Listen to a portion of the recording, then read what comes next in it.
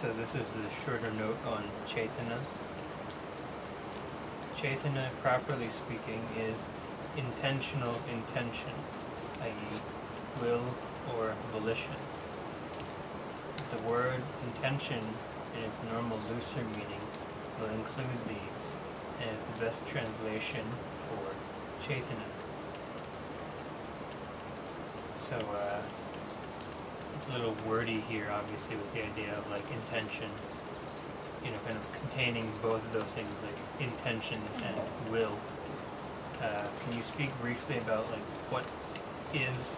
Well, the thing is, you start with intention, you start with Cetana, so you will need to reverse engineer it.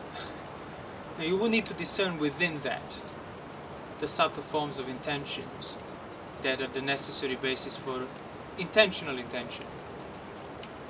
So it's important to, again, not fall into the assumption of the external view whereby you can sort of visualize the intention and then that intention gets doubled, so it becomes intentional intention and that's how you act. No, you act, and through that action you can discern that you acted in a certain manner because you had given options. And given options, given possibilities, arisen implications of within the arisen experience, those implications are already intentions. They're already intentional. And then you choose to attend certain intentions on account of other intentions that are equally given, and based on what you've been choosing to attend, you end up intentionally intending further and acting out of it. That's why the Buddha would say, you don't attend to unwholesome, you attend to wholesome. You don't give improper attention to phenomena because it will bring unwholesome to arise. You have no say in the manifestation of phenomena, but you do have a say in choosing to attend things based on sensuality, things based on ill will, things based on delusion and distraction. And that's within the given basis of possibilities. Which means within anything you can exercise restraint or you can exercise indulgence. It's entirely up to you. And that's where the practice is. It's in that middle. Not in trying to get rid of things or overly explain them or define how they came to be in what fraction of nanosecond. That's all irrelevant. What's relevant is halfway up in that middle, whether you are carelessly attending to it, carelessly giving rise to more sensuality on account of choosing to attend out of sensuality in the first place, and so on, or whether you're avoiding, whether you say, no, this is careless, this is sensual, and then you attend the opposite. And by attending the opposite, the sensuality ceases, the ill will ceases, the distraction disappears.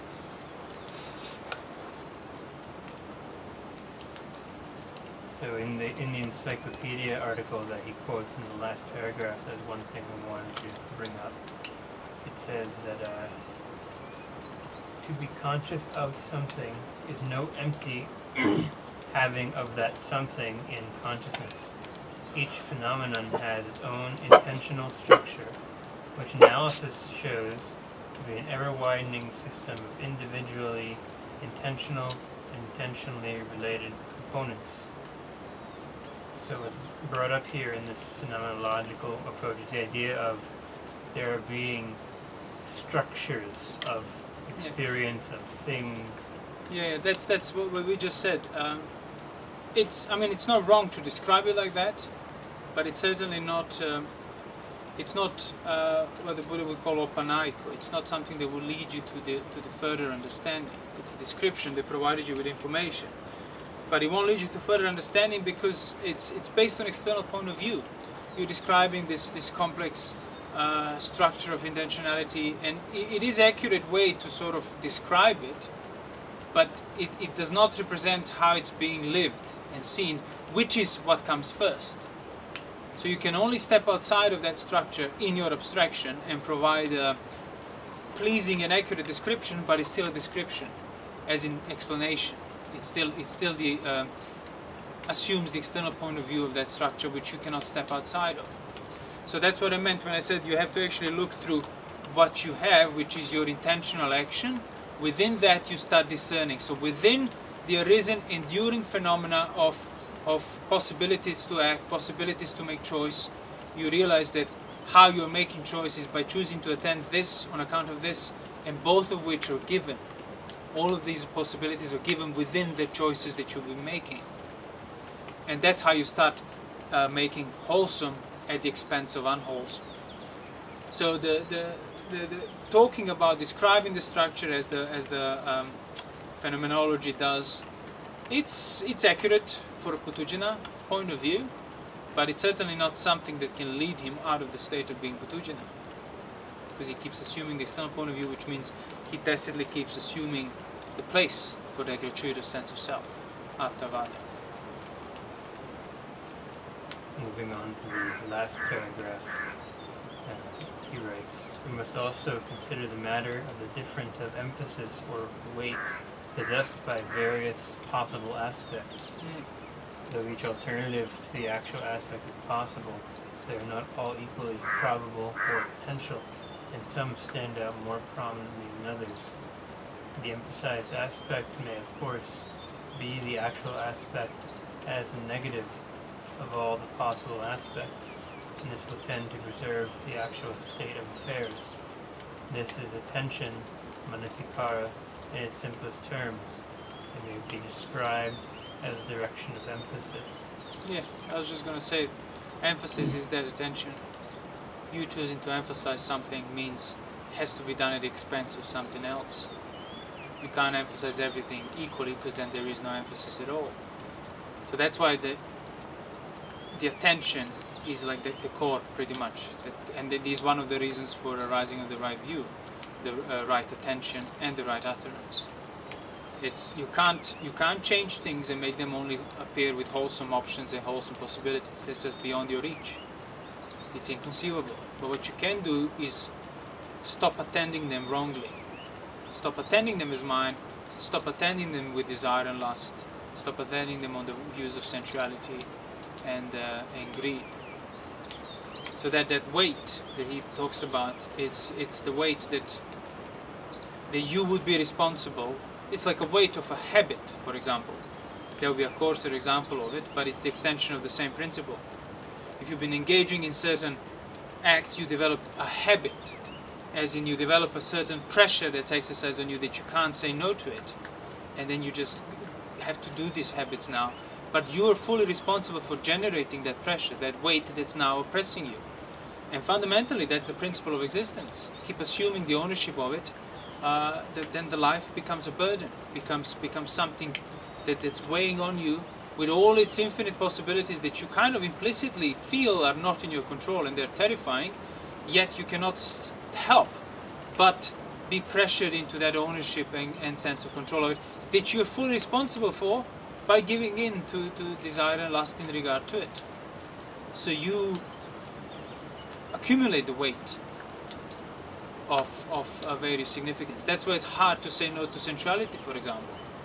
Not because it's fundamentally contains all that weight instantaneously. No, it's because you've been engaging with it for so long that you built it up. But that's why it is also possible to undo it and overcome it. You stop engaging in the acts that perpetuate, that maintain and add more of that weight. That's why we will talk about a burden. Because the things you do, you keep accumulating burden. And then you can't stop doing it. So yeah, it's true, you might be too pressured by the habits, but you're responsible for the habits behind that pressure. So if you just start gradually developing strength in terms of restraint, that emphasis, well, you create a broader perspective from which you can choose to emphasize things. If you're fully absorbed in just gratification of your senses, acting upon ill will and so on, yeah, you're just driven. Your emphasis is driven by the weight that you've been accumulating and maintaining through careless attention. But you change that, you start attending things carefully, you stop feeding that pressure, and by not feeding the pressure, you actually develop a greater perspective then. And then it becomes easier to shift the emphasis on wholesome at the expense of unwholesome. That's why the Buddha would say the restraint, the sila, the virtue needs to come first. That is simply, it's not negotiable. So then is the structure of both careful and uncareful attention fundamentally the same as he's describing? here? Fundamentally the same. Like he's describing. Well, it's along the same lines, yeah. Uh, It's either or. You can't have wholesome and unwholesome. so what is it then that distinguishes the careful attention that leads to, I guess you could maybe call intention? It's whether it's rooted in greed, aversion, delusion. Which are the things, which were the weights, which were the pressures that should not be there, but there is no first point before which they weren't. So they always have been there. But once you start, once you stop feeding them and once you understand them, they fade and they cannot return because there is actually no room for that type of weight in the experience of the five aggregates, in the experience of an arahant. This is from the last footnote, footnote F. Though there is intention, Cetana, both simple and reflexive, i.e. volition, in the arahant's experience, there is no craving. In other words, there is and there is not intention with the arahant, just as there is and there is not consciousness. There is no consciousness without intention. Craving, however, is a gratuitous, though beginnings parasite on the intentional structure described here, and its necessity is not to be deduced from the necessity of intention in all experience. Intention does not imply craving, a hard thing to understand. Yeah, so parasite needs its host, so there cannot be craving without intention. But there can be intention without a craving. And that craving is that weight that has been beginninglessly perpetuated in regard to one's intentions. Craving of sensuality, obviously the most notable one. The sense desires, the craving for pleasure, craving for avoiding pain. All of those things, that type of weight as a criteria for your choice, as in like there's something painful, my weight of that criteria is avoid the pain, and that's my default action. That can be undone, and that's what happens to an arahant. So he doesn't undo the agreeable or disagreeable feelings, but he undoes the craving in regard to them, which is then means, yeah, he, from the point of view of Putujana, arahant has no feelings then. From the point of view of Putujana, which is his only intention that he can know is the intention affected by craving. If he was to discern how can arahant have an intention without craving, well, he will be at least a sotapanna. So that's why from the point of view of Putujana, arahant doesn't have intentions, doesn't have consciousness, doesn't have anything, because for Putujana, intentions, consciousness, feelings are the things that are fully weighted by that